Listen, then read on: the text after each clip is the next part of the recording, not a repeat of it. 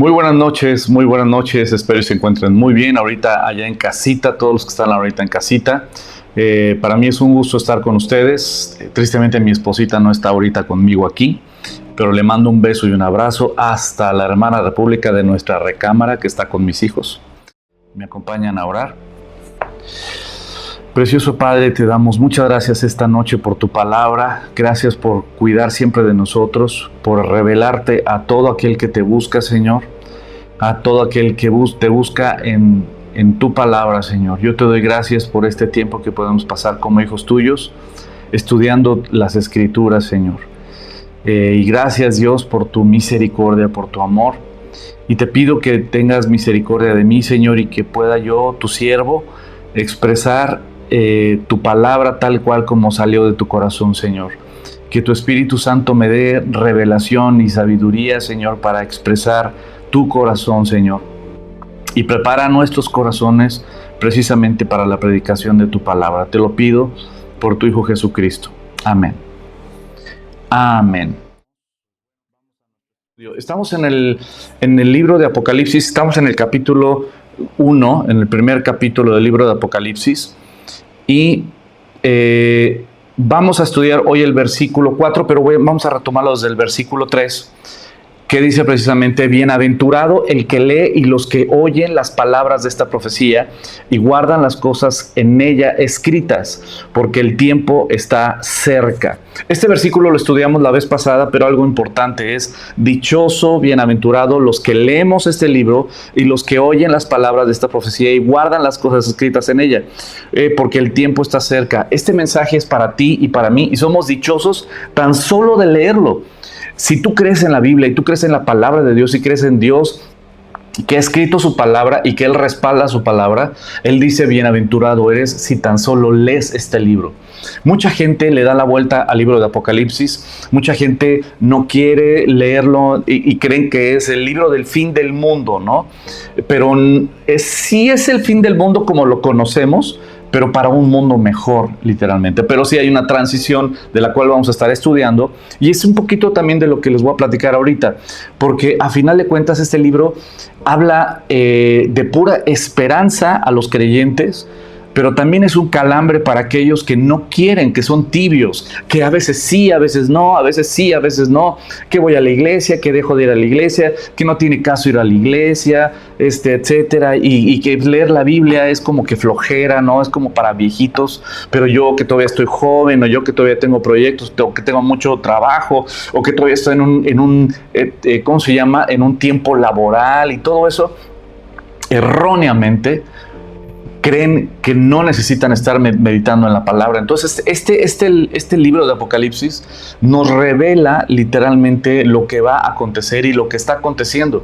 Y cuando tú lees el libro de Apocalipsis, vas a entender muchísimas cosas de las que están pasando actualmente, y empiezas a ver cómo la geopolítica se está moviendo de una manera sumamente profética, como lo vamos a ver cuando lleguemos a los capítulos 12, 13, 14, ¿no? De Apocalipsis, que son capítulos claves en todo esto. También el libro de Daniel es clave en todo esto que vamos a estar viendo. El Mateo capítulo 24, vamos a estar viendo muchas cosas, pero precisamente es el fin, no del mundo, como la gente, es que es el fin del mundo. No, es el fin del sistema mundano, sí. Es el fin del mundo como lo conocemos, gracias a Dios, sí. Es el fin de tantas porquerías que están el día de hoy en juego, sí. Es el fin de los seres humanos jugando a tener autoridad y a rebelarse contra el creador del universo, sí, es el fin de todo eso. Y realmente viene lo bueno, viene el reino de Dios físicamente establecido en todo el planeta Tierra, como fue pensado desde el origen. Así es que, querida familia, este libro, eres dichoso, eres dichosa si tú lo estudias, si tú tan solo lo lees. Y ahora que vamos a estarlo estudiando o lo escuchas, realmente somos bienaventurados, somos dichosos. Y esto está maravilloso. El que lee y los que oyen las palabras de esta profecía y guardan las cosas escritas en ellas, porque el tiempo está cerca. Esta palabra cerca es que en acontecimiento es lo que viene después. es un tiempo que mucha gente dice, ay, pero es que ya tardó y va a faltar todavía mucho. Y la realidad es que muchos no saben el día ni la hora. Solo la sabe el Padre, no la sabe el Hijo ni siquiera. El mismo Jesucristo nos dijo en Hechos capítulo 1, que eso solo lo tiene reservado el Padre. Y cuando tú estudias un poquito sobre las bodas judías, y sobre todo de esa época, te vas a dar cuenta que efectivamente es un periodo donde el novio se va, primero se hace el compromiso entre el novio y la novia. La novia se va a su casa a prepararse para ser en un año la esposa, y el esposo o el novio comprometido se va a preparar la casa donde va a llevar a su futura esposa. Y cuando están comprometidos, como le decimos aquí en México, la novia se va a preparar y el novio va a preparar esa casa. Pero el novio no puede ir por la novia hasta que su padre se lo diga. Cuando el papá ve que el hijo ya está listo, que ya tiene la casa lista y que ya tiene todo para sostener y mantener a su esposa, el padre es el que le dice al hijo, ve por tu esposa. Entonces el hijo le avisa a sus amigos y van en caravana, en fiesta, con argüende y todo, a la casa de la novia, y se lleva a la novia precisamente. Hay un documental increíble que no sé si ponérselos aquí o cómo ponérselos. Este documental está increíble sobre el tema precisamente de la boda judía y cómo la boda judía representa la relación de Cristo con la iglesia, y también lo que viene del rapto de la iglesia, y también las que se quedan fuera de las fiestas, donde es el crujir de dientes y el llanto, como dice Jesucristo. Todo esto está representado en la boda judía. Creo que es la boda Galilea. Déjame checar bien dónde está el documental para compartirlo a través de nuestras redes sociales, porque es un documental que no te lo puedes perder. Entonces, todo el libro de Apocalipsis nos describe precisamente el encuentro del novio cuando viene por la novia y nos lleva a las bodas. Ese es el libro de Apocalipsis. Pero también el libro de Apocalipsis habla precisamente del fin de este sistema mundano. ¿A qué me refiero con eso? Vamos al origen. En Apocalipsis es la historia completa, tenemos toda la historia completa. En Génesis, tenemos en la Biblia, desde Génesis, todo el origen de todo, la creación de todo. Y en Génesis está el libro donde está contada la historia de Dios con su creación, desde Génesis. Ahora, tenemos que entender que en Génesis es el origen de absolutamente todo. Y vemos en el libro de Génesis cómo Dios da la autoridad ¿a quién? Al hombre, al ser humano, ¿no? Lo vemos esto en Génesis capítulo 1, versículos 26, 27 y 28. En los versículos 26 al 28 de Génesis capítulo 1, vemos claramente cómo Dios le da la autoridad al hombre de toda la creación, de todo lo creado. Y le dijo, tú te vas a enseñorear y vas a gobernar toda la creación, ¿no? En el capítulo 2 vemos al hombre poniéndole nombre a todas las cosas. Y esto es algo importante, porque por ejemplo, ahorita no vamos a agarrar el estudio de Génesis, que me apasiona el libro de Génesis, pero en el capítulo 2, cuando Adán le pone nombre a los animales, es precisamente porque el ponerle nombre a algo habla de autoridad sobre, ¿no? Por ejemplo, yo a mi hija, yo le puse, al igual que mi esposa, le pusimos entre los dos Andrea a mi hija. Eso significa que nosotros teníamos el poder y tenemos la autoridad para ponerle el nombre a mi hija. Representa autoridad. Cuando vemos en la Biblia que Dios le cambia el nombre a alguien, tiene que ver con autoridad, pero también con un propósito. Entonces vemos que en el libro de Génesis Dios le da la autoridad al hombre sobre toda la creación, ¿Y qué es lo que ha pasado? Vemos en Génesis capítulo 3 que el hombre precisamente rechaza la autoridad de Dios y toma sus propias decisiones rebelándose contra su autoridad, que es el Creador, y ellos deciden tomar sus propias decisiones, y ahí es cuando el pecado entra en el mundo. Y de ahí la historia la conocemos. Realmente todo se echó a perder. Y vemos claramente en el libro de Génesis cómo el hombre tiene toda la autoridad, pero también vemos cómo usa la autoridad. Desde el libro de Génesis, cómo el hombre ha usado la autoridad. Y el día de hoy tú y yo vemos en las noticias, vemos nuestro país, vemos los gobiernos que hemos tenido, vemos las calles que vivimos, ¿no? Vemos todo. ¿Qué tipo de gobierno es el gobierno del hombre? El gobierno del hombre, llámese como se llame y el partido que sea, del color que sea, todos buscan agua para su molino, ¿no? Vemos cómo el gobierno del ser humano, el hombre es ingobernable. Y puedo darte 1000 ejemplos de eso. El hombre, nuestra naturaleza es mala. Y vemos en Génesis el origen de eso, el origen del pecado, el origen del hombre rebelándose contra Dios, creando sus propios caminos para llegar a Dios, creando sus propias filosofías de vida, sus propias religiones, creando sus propios dioses, ¿no? Literalmente rechazando al único Dios verdadero. Y vemos las consecuencias que el día de hoy vivimos. Tanto es la naturaleza del hombre tan clara que cuando tú firmas un contrato de renta en una casa o para la compra de algo, etcétera, un contrato está basado en desconfianza. O sea, ¿por qué? Porque mi palabra o tu palabra no vale. Tenemos que tener todo por escrito porque en un contrato, la base del contrato es la desconfianza. Por eso son cada uno de los puntos específicos donde tú firmas y yo firmo y él firma y ella firma. ¿Para qué? Para que todo quede sentado de que así va a quedar, porque tu palabra, no puedo confiar mucho en tu palabra, ¿no?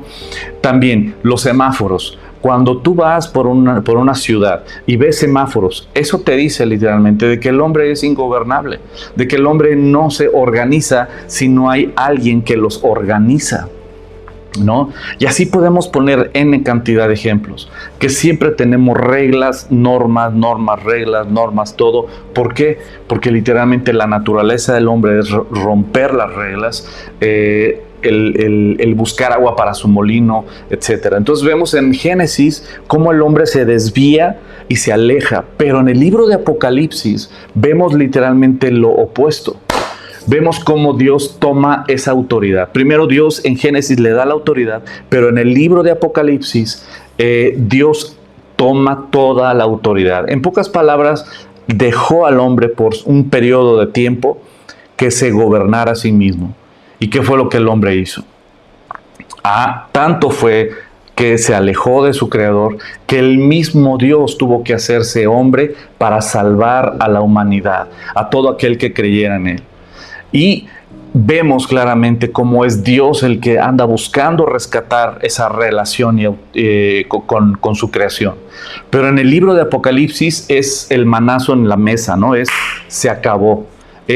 Hasta aquí llegaron, hasta aquí llegó la mentira, hasta aquí llegó el adulterio, hasta aquí llegó la infidelidad, hasta aquí llegaron las borracheras, hasta aquí llegaron los fraudes, los robos, hasta aquí llegaron los secuestros, hasta aquí llegó el homosexualismo, hasta aquí llegaron los abortos, hasta aquí llegaron, y te puedo seguir citando lo que el ser humano hace cuando él se quiere autogobernar y decir qué es lo bueno y qué es lo malo. Y es cuando Dios en el libro de Apocalipsis dice, hasta aquí, se acabó. Y es ahí donde vamos a ver en el libro de Apocalipsis que sí es el fin del mundo como el mundo lo quiere tener, como el mundo lo quiere concebir. Génesis es el origen de todo, Dios dando autoridad al hombre, pero Apocalipsis es Dios tomando toda la autoridad. Génesis es el inicio del pecado de la humanidad, como lo dije, pero en Apocalipsis es el fin del pecado y el juicio de Dios sobre el pecado. Génesis es la perdición de la humanidad, pero en Apocalipsis es el cumplimiento del rescate de los creyentes en Jesucristo. O sea, el libro de Apocalipsis es literalmente la conclusión o donde el héroe viene a rescatar a la amada, pero también el héroe termina con los malvados, termina con la maldad. Y así es que es un libro maravilloso, es una historia increíble que estamos viviendo, donde los personajes formamos parte del elenco, tú y yo.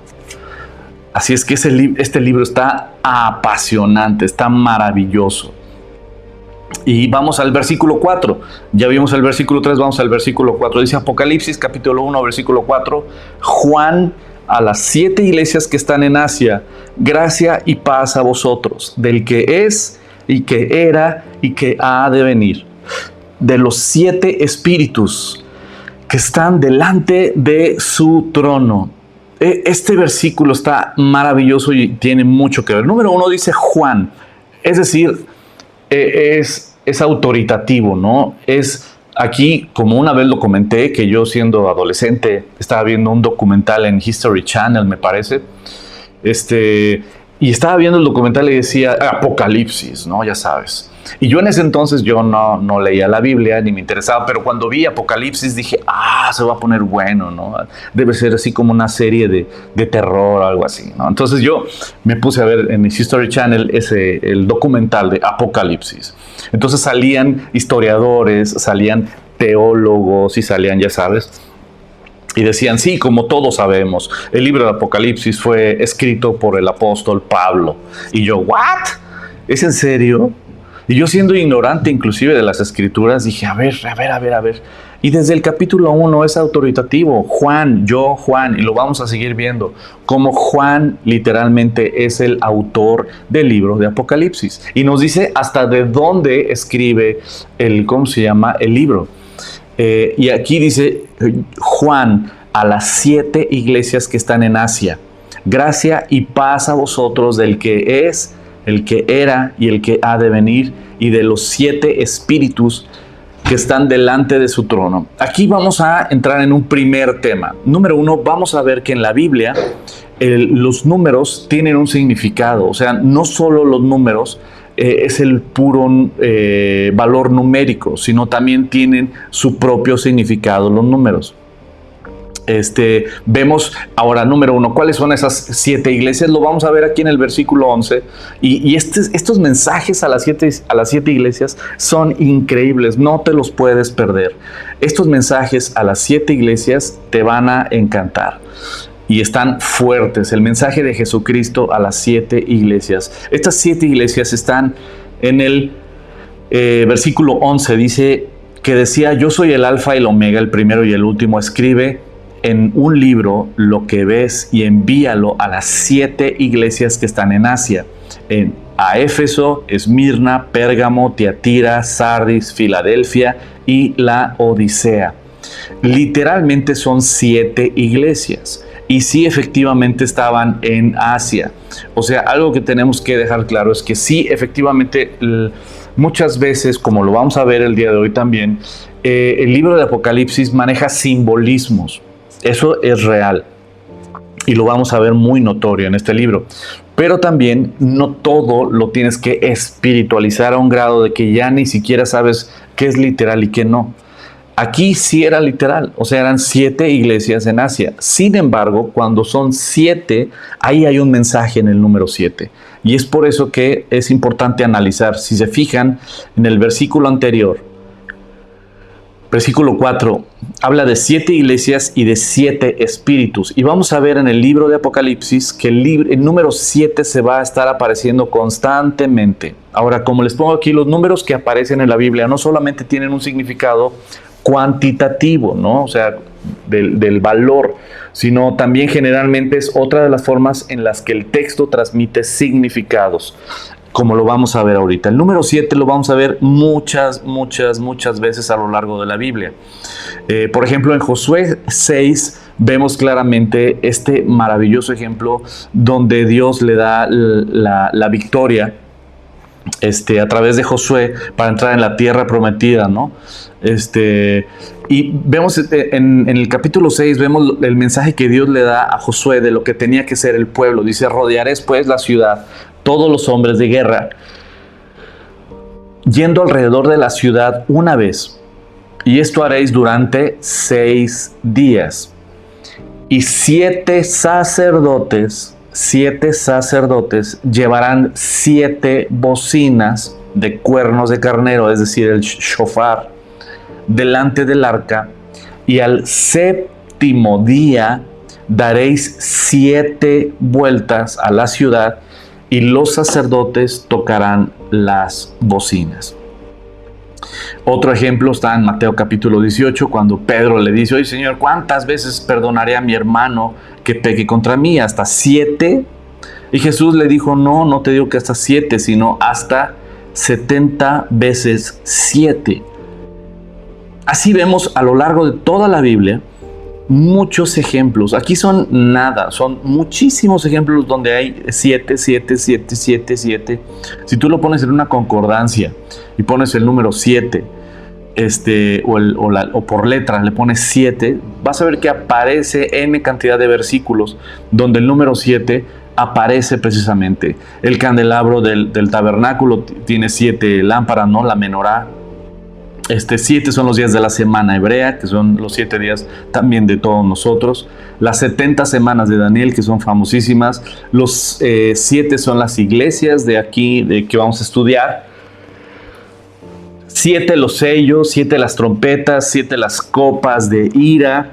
Y así me puedo continuar y continuar y continuar. O sea, vemos claramente cómo se repite y se repite y se repite el número 7 a lo largo de muchas cosas, ¿no?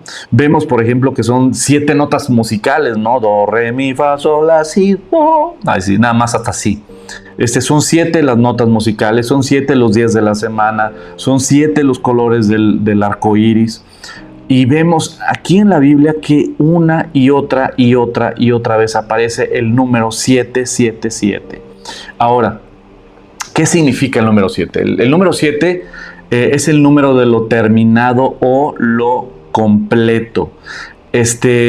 Alguien había dicho una vez, hay algunas personas que enseñan que el número 7 es el significado es...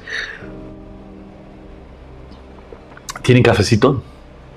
Ay, el cafecito es la onda. A todas horas un buen cafecito como ayuda. El número 7, alguien una vez comentaba que el número 7 era como... el significado del número 7 era la perfección. Cosa en la cual no estoy muy de acuerdo. Ahora voy al por qué. Vemos precisamente ahorita les digo dónde está. En la Biblia vemos uno de los mensajes. Ahorita les digo. Aquí en Apocalipsis capítulo 12. Dice: también apareció otra señal en el cielo, y aquí un gran dragón escarlata, es Satanás, que tenía 7 cabezas y 10 cuernos, y en sus cabezas 7 diademas. Cuando estudiamos Apocalipsis capítulo 12, vamos a analizar un poquito más específicamente ese tema sobre el pasaje donde Satanás aparece. Sin embargo, lo que yo quería comentarles es que precisamente no puede ser el significado la perfección, puesto que Satanás no es perfecto. Sin embargo, la interpretación más correcta del número 7, y que coincide también con los rabinos judíos en la numerología del Tanaj o de la Biblia, es que el número 7 representa lo completo. Y ese es al punto al que vamos. Es las 7 iglesias, esto ya lo vimos. También esto ya lo vimos. También 70 veces 7, esto también ya lo vimos. Y el número 7 es de lo terminado o lo completo. Vemos un ejemplo bíblico, es en la Torá, en Génesis, en el libro de Bereshit, en el libro de Génesis. Vemos cómo Dios crea todo en 6 días y el 7º descansa. El día 7º representa lo completo. Ya cuando todo está completo, representa literalmente el número 7 lo que ya está completo. Y ese es un número de representación de completez, de lo terminado, de lo completo, ¿no? Ahora, es importante entender la simbología del número 7 para que todas las veces que veamos que aparece el número 7, es un número que representa la completez de lo que está diciendo ahí. Por ejemplo, aquí está hablando de las 7 iglesias. ¿A qué se refiere? Se refiere que esas 7 iglesias es lo completo de la iglesia, ¿no? Es una representación de las iglesias.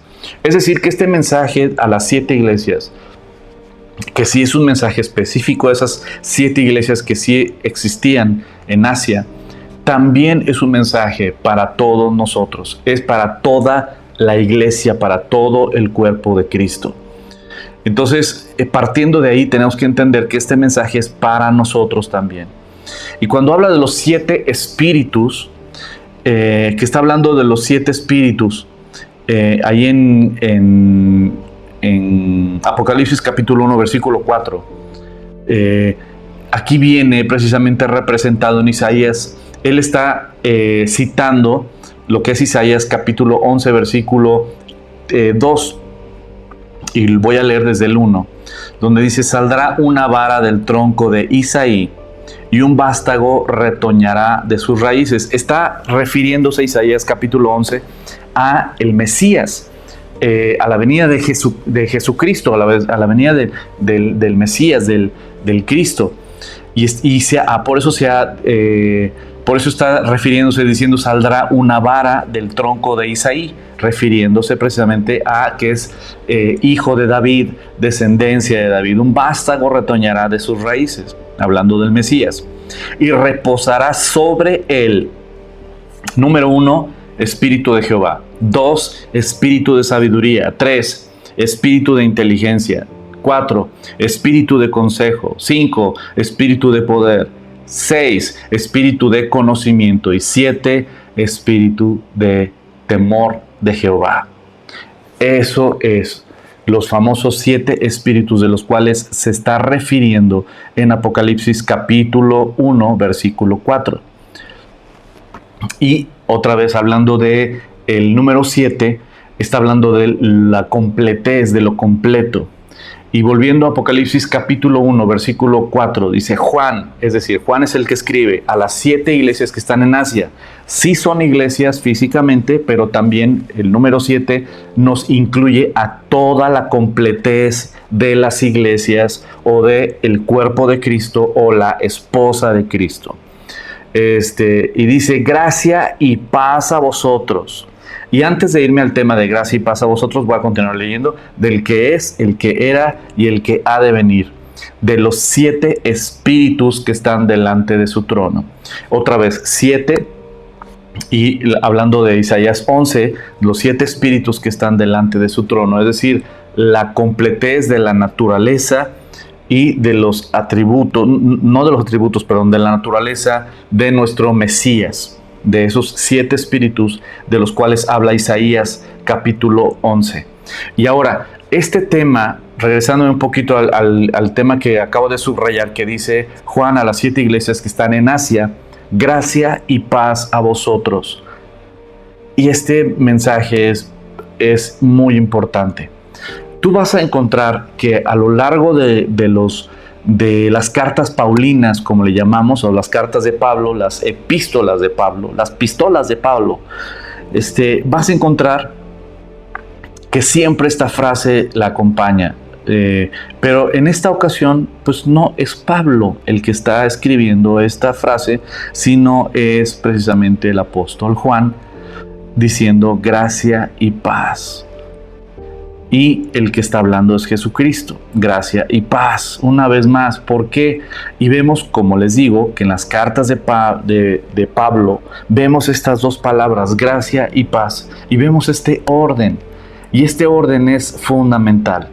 Gálatas capítulo 1, versículo 3, dice: gracia y paz sean a vosotros, de Dios el Padre y de nuestro Señor Jesucristo. Efesios capítulo 1, versículo 2. Gracia y paz a vosotros, de Dios nuestro Padre y del Señor Jesucristo. Filipenses 1, versículo 2. Gracia y paz a vosotros, de Dios nuestro Padre y del Señor Jesucristo. Y así puedo continuar y continuar con los mensajes de Pablo o las cartas de Pablo, donde siempre pone gracia y paz. Ahí les pongo nada más Colosenses 1, 2, etcétera, ¿no? Ahora, ¿por qué el apóstol Pablo siempre pone gracia y paz en todas sus cartas? Y también por qué aquí vemos que el apóstol Juan está poniendo en el versículo 4 gracia y paz. Y este orden, porque no puede estar a la inversa. Si tú no entiendes la gracia de Dios, nunca vas a experimentar la paz. Tú solo vas a conocer la paz de Dios cuando entiendes la gracia que Dios ha tenido contigo. La palabra gracia es muy importante entenderla. La palabra gracia es del griego. Recordemos que que el Nuevo Testamento fue escrito en griego, y la palabra gracia es la palabra charis, o se escribe, bueno, no se escribe porque charis o caris, ¿no? Y esta palabra lo que significa es un regalo inmerecido, es un obsequio, es un regalo. Y cuando hablamos de la gracia de Dios hacia nosotros, es un regalo de Dios inmerecido hacia nosotros.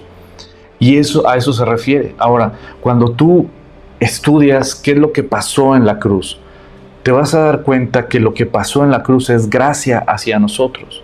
Es decir, el inocente muriendo por los culpables, el Hijo de Dios viniendo a rescatar a la humanidad, el Hijo de Dios humillándose al hacerse hombre y habitar entre nosotros, y todavía recibir el rechazo de su mismo pueblo y dejarse morir por su propia creación en esa cruz para cargar todo nuestro pecado, para pagar todo nuestro pecado y darnos una reconciliación con un Padre Santo, con un Dios invisible e inalcanzable, inaccesible, pero sin embargo, a través de la cruz de Cristo, hace un puente, un vínculo. Ahora el Padre puede recibirnos, ahora el Padre puede perdonarnos, ahora el Padre puede escucharnos, gracias a que un inocente, el Cordero de Dios que quita el pecado del mundo, se entregó por todos nosotros. ¿Merecemos ese regalo? La realidad es que no. Todos, como dice Romanos capítulo 3, capítulo 1, capítulo 2, todos hemos fallado, todos nos hemos desviado, nos hemos descarriado como ovejas, cada quien se apartó por su camino. Hemos sido rebeldes y muchas personas erróneamente llegan a pensar que son buenas personas. La pregunta cuando alguien me dice es que yo soy una buena persona, la pregunta que te tienes que hacer es ¿comparado con quién? ¿Comparado con quién eres buena persona? ¿Cuál es tu parámetro? Si te comparas con el mocha orejas, o te comparas con un sicario, o te comparas con quién, ¿no? Pero la vara de medir o la medida que Dios establece es su Hijo Jesucristo. Y comparado con su Hijo Jesucristo, ¿quién es buena persona de nosotros? Y cuando tú y yo analizamos bien precisamente ese tema de la cruz, ese tema del creernos buenas personas, si tú te crees buena persona es porque no has entendido el Evangelio, no has entendido para nada. Cada persona dice, bueno, es que yo soy una buena persona, yo no miento, yo no soy borracho, yo no digo groserías, yo no robo, yo no mato, ¿no? Yo enseño la palabra, yo predico, yo le soy fiel a mi esposa, yo. Y siempre nos podemos colgar medallitas, ¿no? Y tal vez somos buenas personas para los hombres, pero recordemos que la vida eterna no depende de la aprobación de los hombres. La vida eterna depende de la aprobación de Dios. Y no podemos calificarnos a nosotros conforme a nuestro estándar, sino al único estándar que Dios estableció en su palabra, en la Biblia. Y cuando estudias su palabra te vas a dar cuenta de que todos nosotros somos pecadores y estamos condenados. Y voy a empezar con cosas muy sencillas, como por ejemplo, Dios dijo no mentirás en su ley, en los 10 mandamientos. Dios puso no mentirás. ¿Alguno de ustedes ha mentido? ¿Alguno de ustedes o alguno de nosotros alguna vez ha dicho alguna mentira a su mamá, a su papá, a su hermano, a su hermana, en el trabajo? ¿Alguna vez has mentido? Y yo sé que sí, todos hemos mentido, todos hemos llegado a mentir desde niños, ¿no? Y eso es algo súper triste, porque eso simplemente narra o expresa nuestra naturaleza apartada de Dios. Porque Dios establece una ley y dice no puedes mentir, está prohibido mentir, son los mandamientos de Dios. Y rompemos los mandamientos. Dios dice no codiciarás la mujer de tu prójimo. ¿Alguna vez has codiciado a otra mujer o a otro hombre? ¿Alguna vez? Y dice no solo la mujer, sino dice también su criada, su asno, su etcétera. Pero el día de hoy vamos a traducirlo y podría ser su casa, su carro, las personas que le ayudan en la casa, ¿no? O su trabajo, o su figura, ¿no? Ay, ve nada más, está bien delgado ese cuate, o está bien delgada ella, ¿no? O su ropa, o sus tenis, o sus viajes, o su ida a un restaurante. ¿No has codiciado? Pues claro que sí, todos hemos codiciado. Todos hemos codiciado. ¿Cómo se le dice a una persona que miente? Pues un mentiroso. ¿Cómo se le dice a una persona que codicia? Pues codicioso. Y dice Dios, no codiciarás la mujer de tu prójimo. Si tú eres casado o casada y has visto a una mujer o a un hombre y has dicho, ay, ¿cómo no me casé con ella o con él? O has pensado, ay, ve nada más a ella, qué padre que tiene ese esposo, o a él, qué bueno que tiene esa esposa, o etcétera. ¿Sabes cómo Jesús le llama a eso en Mateo capítulo 5? Le llama adulterio. ¿Y cómo se le llama a una persona que comete adulterio? Adúltero. Entonces, tan solo en algunos poquitos mandamientos ya todos somos adúlteros, somos codiciosos, somos mentirosos. ¿Alguna vez has robado algo en tu vida? No, yo nunca he robado. ¿No le has robado el cambio a tus papás cuando eras niño? Ay, pero es que era niño. Y no, eso es robar. ¿Y cómo se le llama a alguien que se roba el cambio? O alguien que si tu trabajo te dice vas a trabajar de 8 a 4 de la tarde, pero te saliste unos minutos antes. O llegaste unos minutos después. O durante tu tiempo de trabajo, en vez de estar trabajando, de repente checas tu Facebook, o checas tu correo personal, o checas otros trabajos, porque ya en ese ya no te pagan como quisieras, pero te están pagando por ese tiempo y sin embargo tú le robas a la empresa el tiempo que te está pagando, porque estás haciendo otras cosas por las cuales la empresa no te está pagando. ¿Cómo se le llama a aquellos que roban? Rateros. Entonces, delante de Dios, resulta que cuando viene la ley de Dios, soy un mentiroso, ratero, adúltero, ¿cómo se llama? Mentiroso, y así puedo continuar. Pero ya desde el primer mandamiento ya todos caminamos.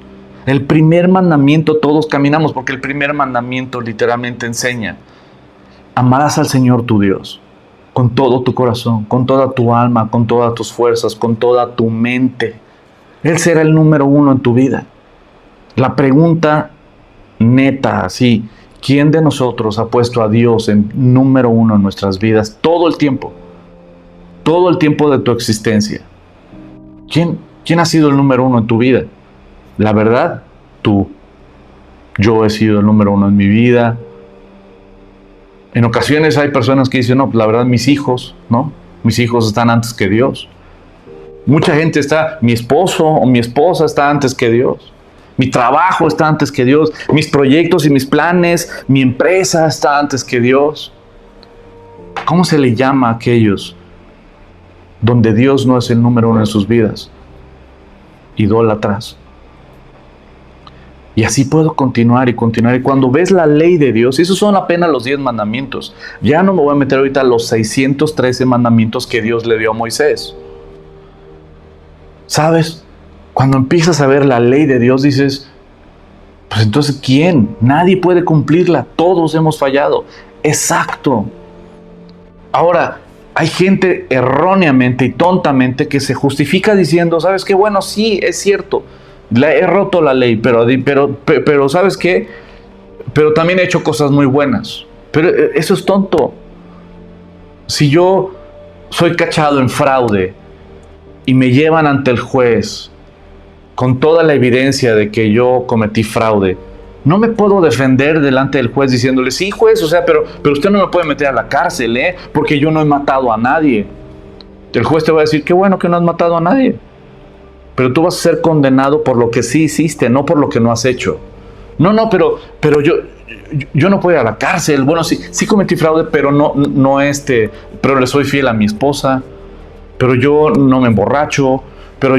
Y creemos tontamente que podemos justificarnos delante de Dios por nuestras buenas acciones cuando el juicio viene por la ley que rompimos.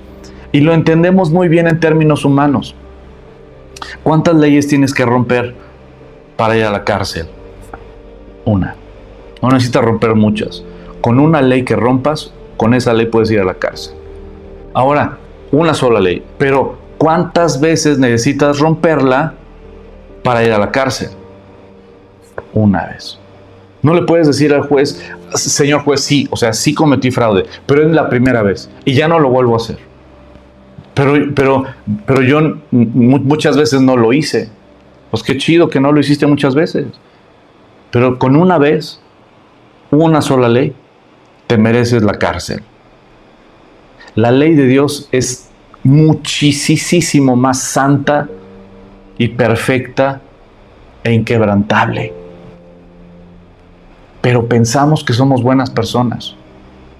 Tú no puedes entender esta preciosa frase que Pablo estampa en todo el inicio de sus cartas y esta preciosa frase que pone el apóstol Juan en Apocalipsis capítulo 1 versículo 4. Gracia y paz. ¿Por qué? Porque cuando entiendes que eres pecador, entonces necesitas un abogado. Porque si no, estás condenado. Tú nunca valoras a un abogado más que cuando literalmente tienes a la judicial en la puerta, con una orden de aprehensión. Ahí es cuando le hablas a tu abogado y no, pues hasta lo amas a tu abogado. Pues claro, ese es Jesucristo. Ese es Cristo Jesús. Por eso es tan bello y tan importante entender gracia y paz. Porque gracia es un regalo que no nos merecemos. La gracia es el sacrificio de Jesús por ti y por mí en esa cruz para perdonar nuestros pecados y darnos una nueva vida en Él y vida eterna. Y cuando entiendes que la gracia de Dios es ese regalo de su Hijo por la humanidad, de su Hijo por mí para salvarme, y es un regalo que no me merezco. Yo no merezco que el Hijo de Dios entregue su vida por mí para salvarme. Yo no merezco eso. Merezco la condenación eterna. Cuando lees la ley de Dios te das cuenta de eso. Por eso es hermoso entender esta frase de decir gracia y paz. Porque cuando entiendes la gracia de Dios hacia nosotros, cuando entiendes su gracia, su perdón, su misericordia, ese regalo de Cristo muriendo por nosotros en la cruz, el inocente por los culpables, ese regalo que hay en la cruz, cuando entiendes ese regalo, esa gracia de Dios hacia nosotros, ¿qué es lo que provoca en tu vida? Paz. ¿Quieres vivir? Y escúchame bien, ¿quieres vivir la paz de Dios? Solo es haciendo la paz con Dios. Y eso es su gracia. Un regalo que no nos merecemos. Un regalo de Dios a la humanidad. A su Hijo Jesucristo por la humanidad rebelde, pecadora, Ese es un regalo increíble que no nos merecemos. Nos merecemos la condenación. Pero Dios envió a su Hijo para salvar. Y ya se me acabó el tiempo. Gracia y paz. Gracia y paz. Disfruta la gracia de Dios. Deleítate en su gracia. Y vas a vivir una vida con paz. Sabiendo de que si Dios te ama a ese grado, ¿qué podemos tener de miedo? Si el creador del universo me amó a tal grado de que entregó a su único hijo para salvarme, ¿por qué voy a tener miedo? ¿Por qué voy a estar nervioso, con miedo? El Señor está en control y Él es el Todopoderoso. Y si me ama a ese grado, pues literalmente, ¿sabes qué? Puedo descansar en Él.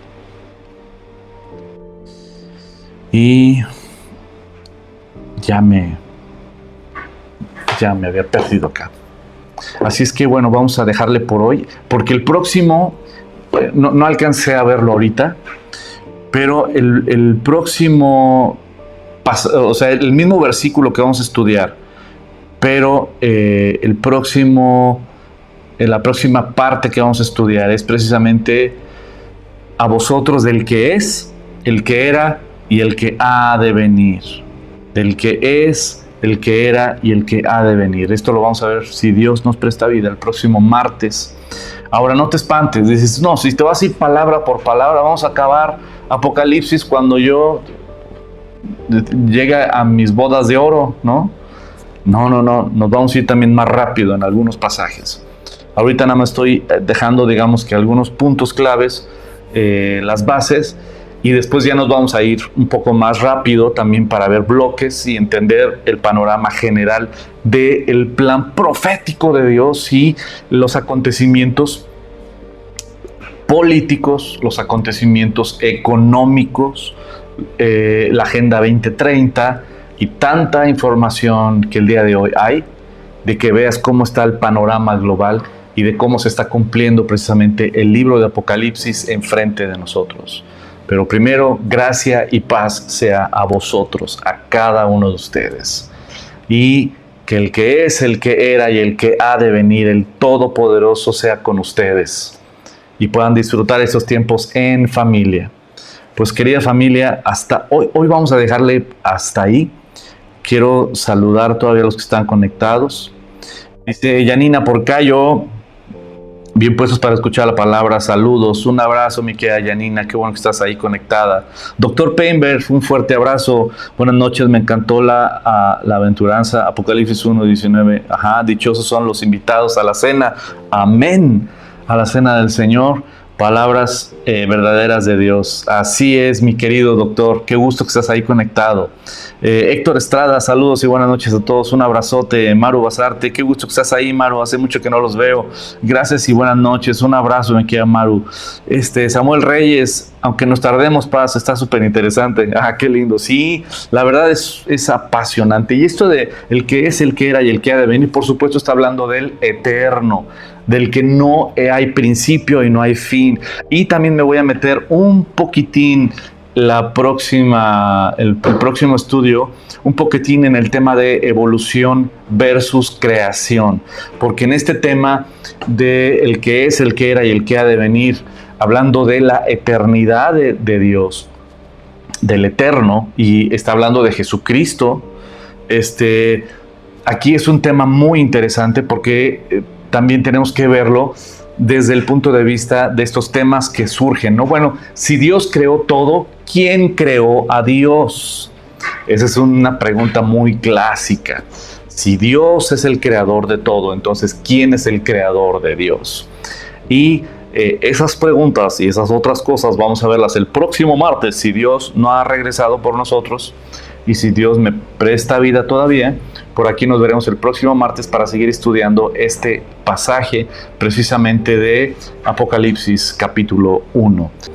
Pues chicos, que la gracia y la misericordia de Dios los acompañe. Primero Dios, el próximo martes continuamos con Apocalipsis capítulo 4 en este tema de la eternidad de Dios y un poquito de evolución versus creación, que es uno de mis temas que me encanta. Nada más para darle este sustento y contestar a esas dudas famosas de si Dios creó todo, entonces ¿quién creó a Dios? Que Dios los bendiga, coman frutas y verduras, que cenen muy rico, y si cenan así súper chido nos invitan a todos, ¿verdad? Les mando un fuerte abrazo, que Dios los bendiga.